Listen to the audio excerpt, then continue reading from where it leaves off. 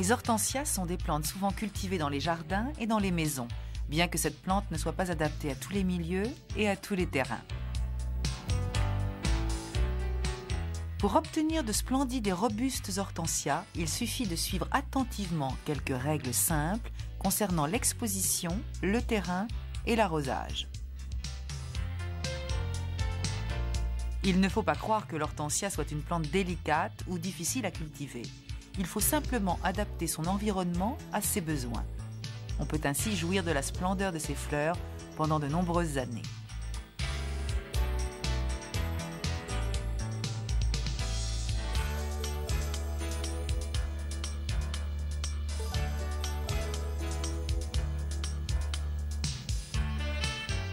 L'hortensia appartient à la famille des Saxifragacées. C'est une espèce arbustive pouvant atteindre jusqu'à 2 mètres de hauteur. La variété la plus commune est l'Hydrangea macrophylla, originaire du Japon. L'hortensia doit être exposée en plein soleil ou à mi-ombre. Il fleurit en été. Il peut être de couleur rose, bleue, violette ou blanche.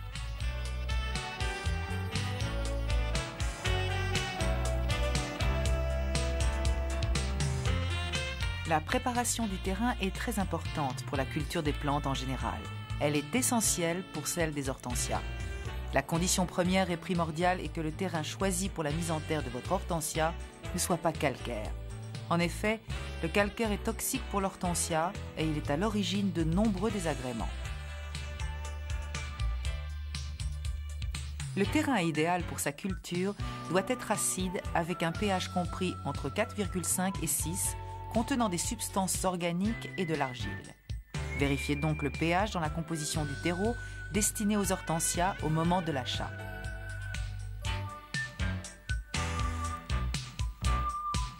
Pour qui souhaite préparer une terre spécifique pour ses hortensias, ce mélange utilisé en Belgique donne des résultats remarquables.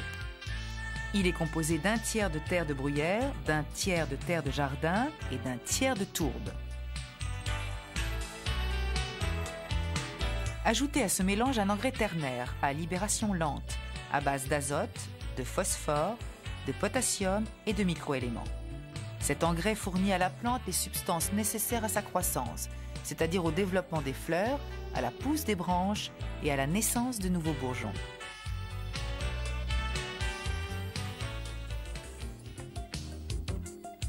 Les hortensias sont plantées à la fin de l'hiver, c'est-à-dire au début de la reprise végétative.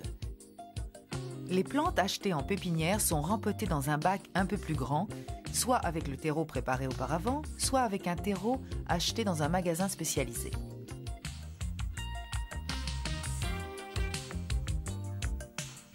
Sur le fond du bac, posez une couche de copeaux de polystyrène expansé ou des morceaux de terre cuite pour favoriser l'écoulement de l'eau d'arrosage et empêcher sa stagnation. Une fois la plante dans sa nouvelle terre, prenez soin de remplir les espaces vacants avec le terreau que vous tassez ensuite pour permettre aux racines de se développer et d'adhérer à la terre pour assurer la stabilité de l'hortensia.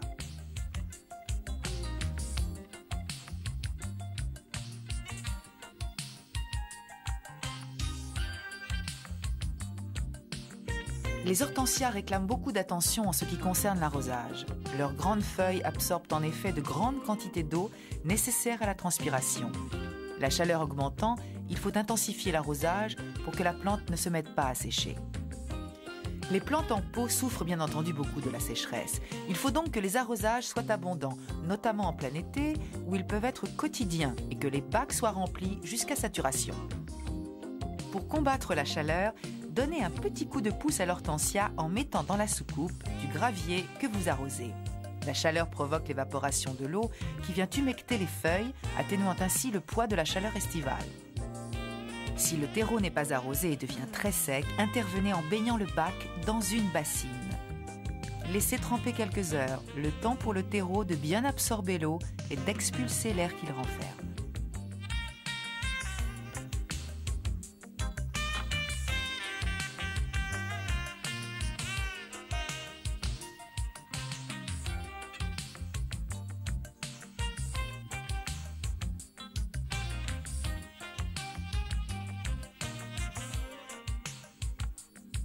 Dans ce cas extrême, l'arrosage normal n'aurait pour ainsi dire aucun effet.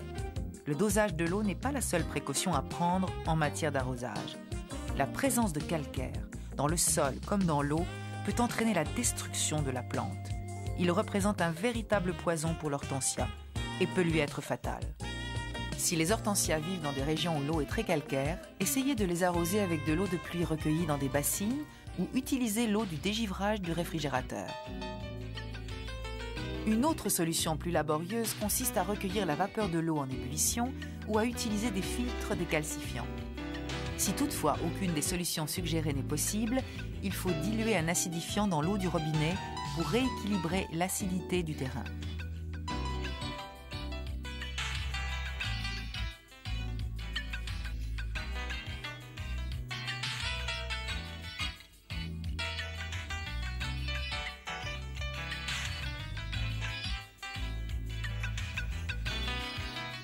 En effet, le calcaire se dépose dans les couches superficielles du terreau, modifiant peu à peu son pH. Les acidifiants comme l'alun de potassium ou l'alun d'ammoniac rééquilibrent le pH du sol et favorisent la transformation des couleurs des fleurs, les roses et les roses violets devenant bleu ciel et bleu plus foncé.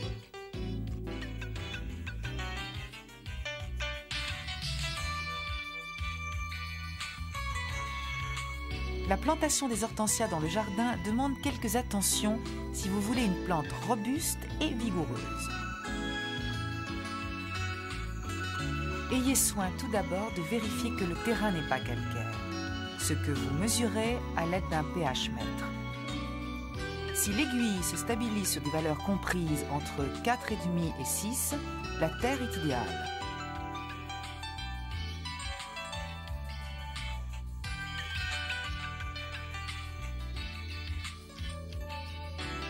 Pour accueillir votre hortensia, creusez un trou d'une profondeur minimum de 60 cm, au fond duquel vous répartissez une couche de morceaux de terre cuite ou de peau cassée pour permettre le drainage de l'eau et empêcher ainsi les phénomènes dangereux de stagnation de l'eau autour des racines.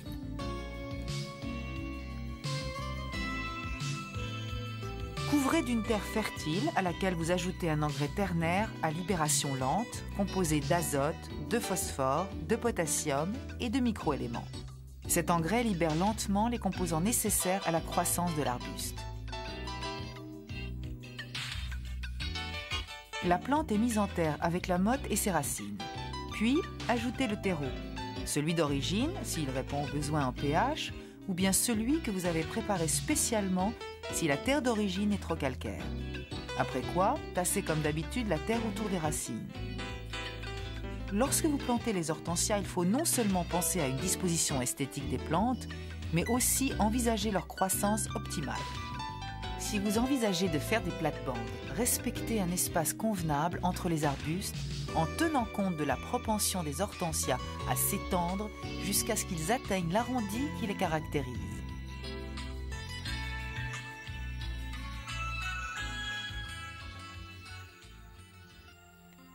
Bien peu de plantes se reproduisent aussi facilement que l'hortensia. La technique de reproduction la plus simple est le bouturage que l'on pratique à la fin de l'hiver. Choisissez une tige qui n'a pas plus d'1 an, puis coupez-la de façon à ce que la petite branche ait 2 jets de bourgeons. Plantez alors dans un pot de tourbe de façon à ce qu'un jet de la pousse se trouve dans la terre et l'autre à l'extérieur. L'enracinement de la nouvelle plante est souvent très rapide et dès la fin de l'année, on obtient des plantes avec de nombreuses ramifications qui partent bien souvent de la partie en terre de la bouture.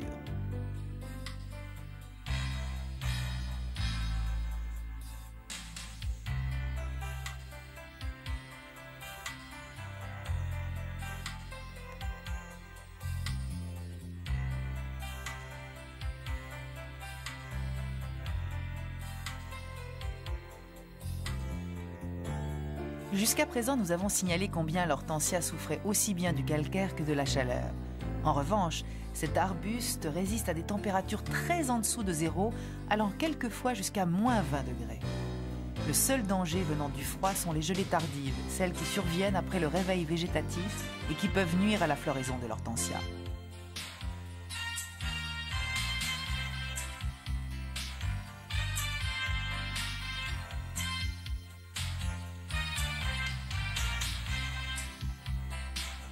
La taille est effectuée à la fin de l'hiver.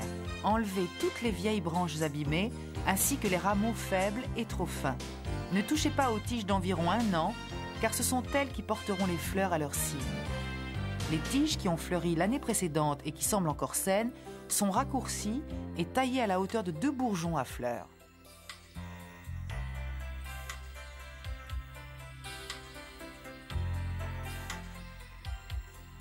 Dans un but esthétique, profitez de la taille pour redonner à la plante sa forme arrondie caractéristique. Si vous voulez des hortensias plus robustes, qui offrent une splendide floraison, appliquez un système qui garantit des résultats optimums. Enlevez toutes les tiges ligneuses de la plante en les coupant à quelques centimètres du sol, soit au moment de la mise en terre, soit l'année suivante. La plante produit ainsi de nouvelles tiges beaucoup plus fortes qui prennent naissance dans la partie souterraine, lesquelles forment un massif splendide.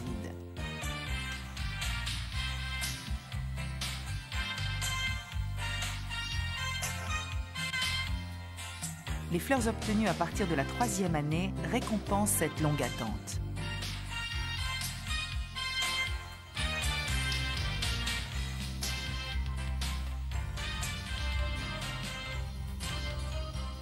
Les hortensias sont généralement des plantes robustes qui souffrent rarement de maladies graves. La plante peut néanmoins héberger des araignées rouges qui tissent leur toile sous les feuilles, lesquelles prennent un aspect poussiéreux, grisâtre, et la plante a un air souffreteux. Traitez avec un acaricide que vous trouvez facilement dans le commerce.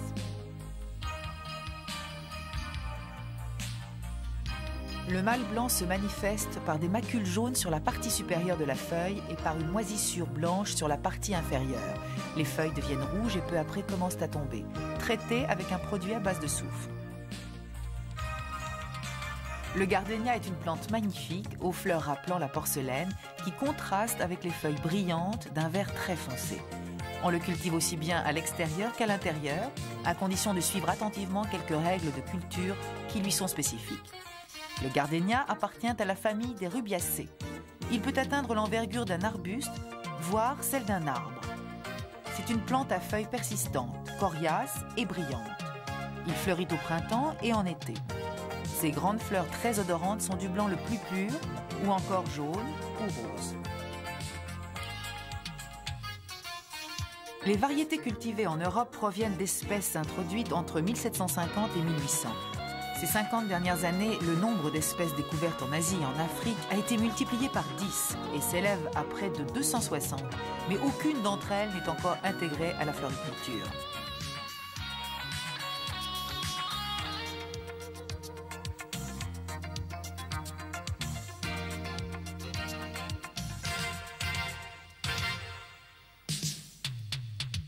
Pour se développer, le gardénia a besoin d'une terre acide, c'est-à-dire une terre pauvre en calcaire. C'est la composition idéale de la terre de bruyère, que l'on trouve dans les jardineries. Son pH se situe entre 4 et 6. Vous pouvez la mélanger à un peu de terreau.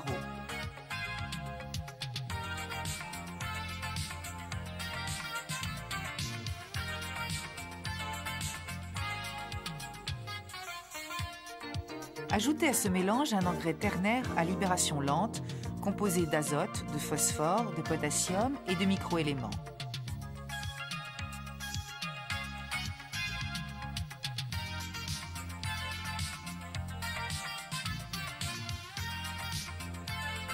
L'azote favorise la croissance des bourgeons et la formation des feuilles.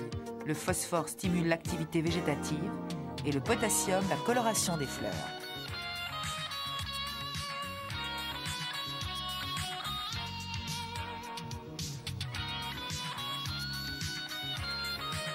Le gardénia est planté au début du printemps et doit être rempoté dans un pot un peu plus grand que celui d'origine. Cette opération est à renouveler au cours des 3 premières années, après lesquelles il suffit de changer seulement la couche de terre superficielle, ce qui correspond environ aux 2 ou 3 premiers centimètres. En plus de copeaux de polystyrène expansé, disposez au fond du pot quelques pelletées de terreau.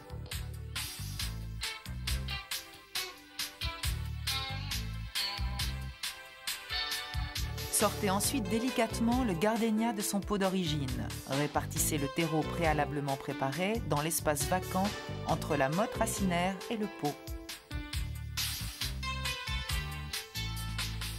Au moment du rempotage, n'oubliez pas de bien tasser la terre autour des racines pour qu'elles y adhèrent. Une fois le rempotage terminé, arrosez la plante et laissez-la dans un endroit ombragé pendant 24 heures.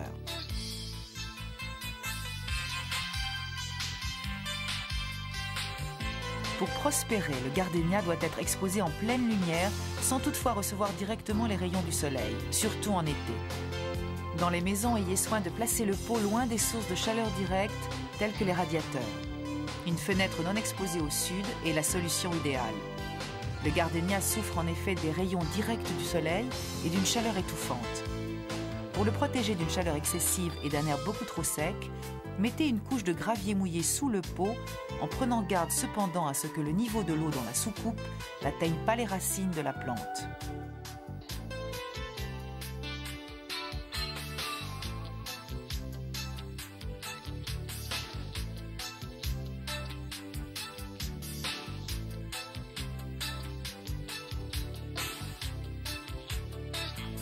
En suivant ces quelques conseils très simples, la culture du gardénia chez soi est une incroyable source de satisfaction. Ses fleurs et ses feuilles font du gardénia une plante fascinante et un élément de décoration raffiné et recherché. Quant au parfum extraordinaire dégagé par ses fleurs, il remplit votre maison, vous rappelant à chaque instant la présence de cet arbuste étonnant.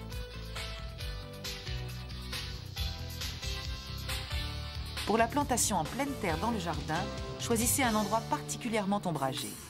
Et la première chose à faire est de vérifier le pH du sol, qui doit être compris entre 4 et 6.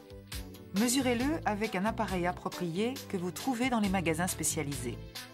Creusez un trou d'au moins 60 cm au fond duquel vous disposez une couche de morceaux de terre cuite pour favoriser le drainage de l'eau, le gardénia n'appréciant pas non plus la stagnation d'humidité autour des racines. Au moment de remettre le terreau autour de la plante que vous venez de planter, si le niveau du pH n'est pas correct, remplacez le terreau par le mélange indiqué précédemment.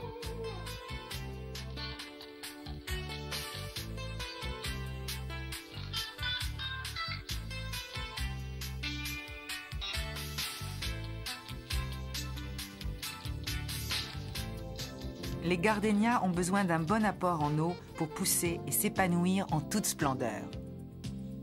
Passez d'un arrosage par semaine en hiver à 2 ou 3 au printemps et en été. La quantité d'eau apportée à la plante doit être contrôlée de façon à ne pas mettre le gardénia dans les deux situations limites déjà soulignées, c'est-à-dire un excès d'eau qui peut donner lieu à des phénomènes d'asphyxie des racines ou une sécheresse excessive que vous observez en examinant la couleur du terreau qui devient très clair et excessivement poussiéreux. L'eau d'arrosage doit être tiède et peu calcaire. Dans les périodes de chaleur, le gardénia apprécie les pulvérisations. Utilisez un vaporisateur normal et prenez soin de ne pas pulvériser sur les fleurs qui pourraient se maculer. Plus que jamais, il est déconseillé d'utiliser de l'eau calcaire. Le calcaire est en effet susceptible de se déposer sur les feuilles, créant non seulement un effet inesthétique en faisant perdre aux feuilles leur éclat naturel, mais a aussi un effet néfaste sur leur transpiration.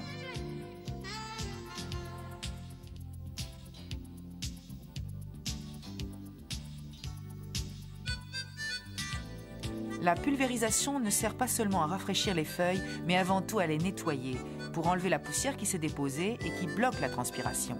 Une fois tous les 2 mois, nettoyez les feuilles un peu plus à fond avec une petite éponge et un lustrant spécial feuilles, à base d'huile végétale. Astiquez légèrement les feuilles, ce qui leur donne une merveilleuse luminosité.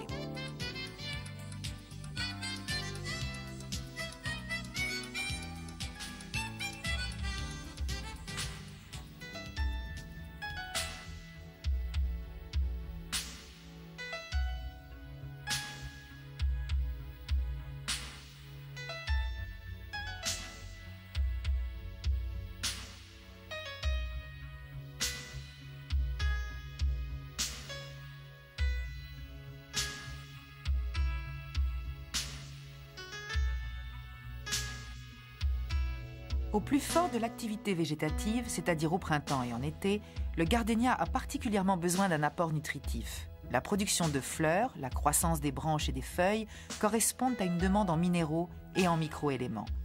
Il faut donc conjuguer l'action de l'engrais à libération lente, contenu dans le terreau, à celle d'un engrais liquide. utilisez un engrais normal pour plantes d'appartement dilué avec de l'eau. Répétez l'opération une fois tous les 15 jours pendant les périodes normales d'arrosage de la plante.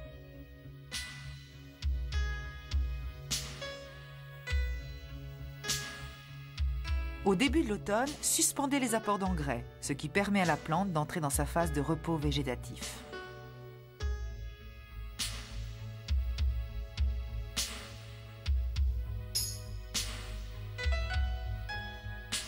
Pendant la période estivale, les gardénias, cultivés en pleine terre, apprécient l'apport d'une couche de compost à leurs pieds, qui, outre les éléments nutritifs qu'elle apporte, protège les racines d'une trop grande chaleur et de l'évaporation prématurée de l'eau.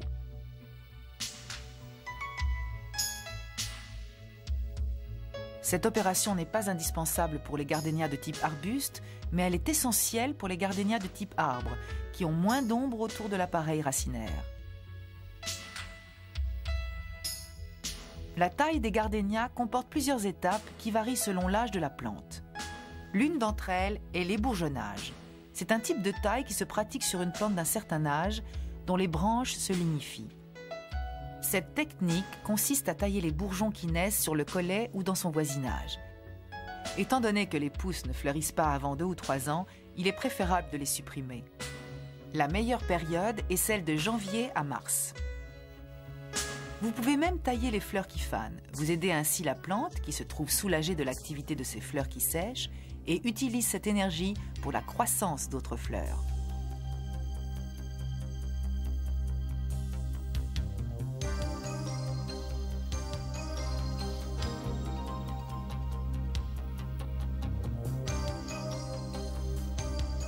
Les gardénias font l'objet d'un examen régulier, car ils peuvent être sujets à des petits problèmes qui trouvent facilement une solution.